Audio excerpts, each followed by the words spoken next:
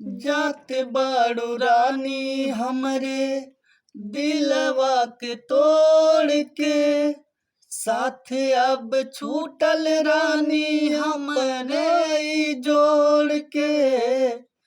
जात बाड़ू रानी हमरे दिलवा के तोड़ के, साथ अब छूटल रानी हमरे ई जोड़ के।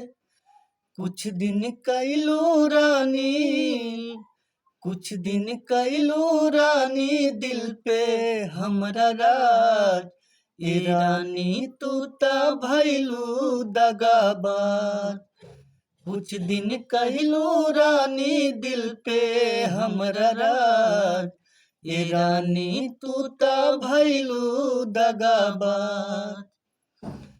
जात जहाँ रही उहाँ याद बन के आवेलू, ख्वाब बन के हमारा दिल के हमेशा सतावेलू। जात जहाँ रही उहाँ याद बन के आवेलू, ख्वाब बन के हमारा दिल के हमेशा सतावेलू। हम त तोहके भुला दे आज आज। ये रानी तू त भैलू दगाबाज। हम त तोहके भुला दे आज आज।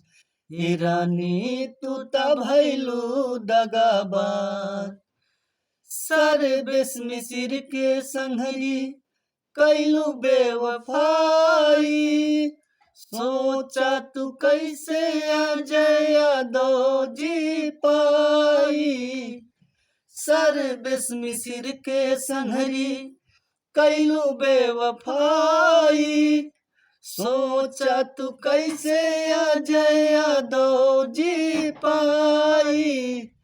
कमलिस के अर्थी सजैलू आज आज।